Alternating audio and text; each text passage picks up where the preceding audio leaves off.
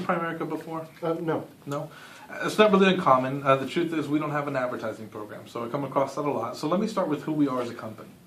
Today, Primerica is the largest independent financial services marketing firm in all of North America. We're listed on the New York Stock Exchange under the ticker symbol PRI.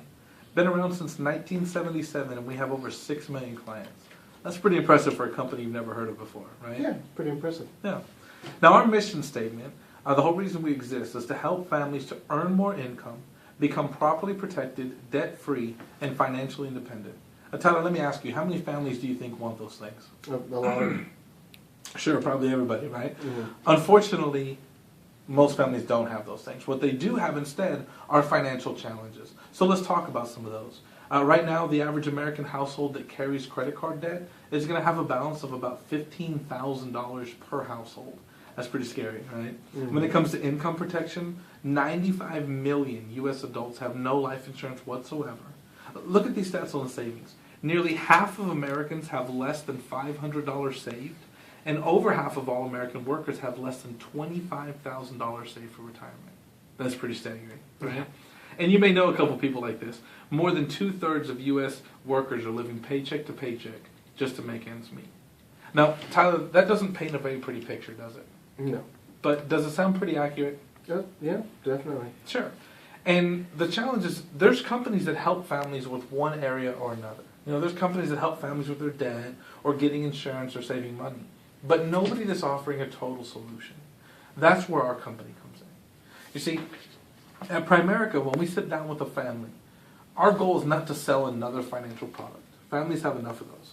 We believe that families need an overall financial strategy. And we build those strategies, we call them financial needs analysis. We build them just as if you were building a house. Now, every house is going to have 3 main components, right? A foundation, walls, and a roof. Mhm. Well, financial houses are no different. In a financial house, the foundation comes in the form of protection. So that's going to be everything from your car insurance, your home insurance, life insurance, emergency savings, anything that protects a family against an unexpected loss or change financially. The walls are made up of the debt, and the roof is savings. And that's both retirement and education savings. So Tyler, let me ask you, on a scale from 1 to 10, 10 being most important, how important do you think it is to the average American that if a primary breadwinner, something were to happen to them, their family would be taken care of financially? Scale from 1 to 10, how important is that? A 10. That'd definitely be a 10 to most people, right? But if I were to ask you how protected most families are against an unexpected loss or change, same rating scale, 1 to 10, what would you give them? Maybe a 4. Maybe a 4, okay? Let's talk about debt for a minute. Scale from 1 to 10, 10 being the highest, how bad do you think most people would love to be debt-free? A 10. 10. As far as making the decisions that are going to get them debt-free, same rating scale, 1 to 10, where would you rate most people? 1. A 1, okay? And retirement, 1 to 10, 10 being most important. How important do you think it is to most people that when they retire, to not have to go back to work, at Walmart, and not have to worry about outliving their money? How important is that? A 10. That'd be a 10. What about saving enough money every month to have the retirement they deserve? The average American, where would you rate them? A 1. About a 1. So, essentially what we're talking about is desire is a 30, and currently we find ourselves at a 6.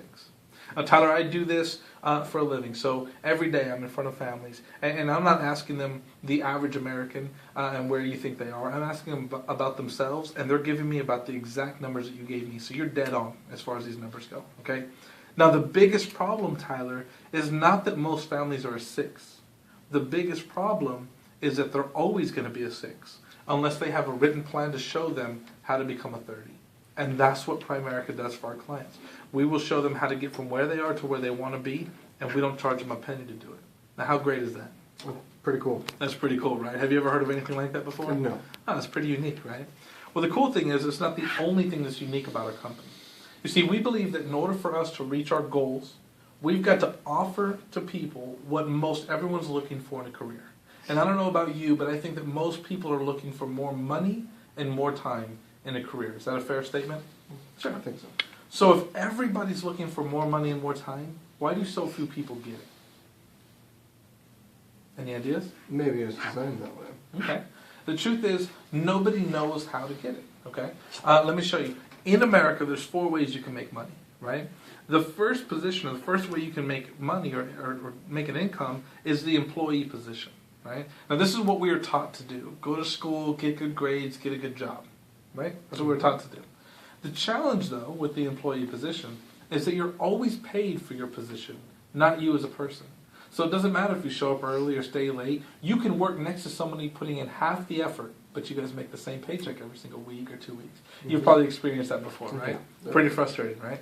Mm-hmm. So the challenge is 80% of America is going to live their whole life being frustrated because of that situation. Now, if we don't like that, we can look at something else. We also have self-employed.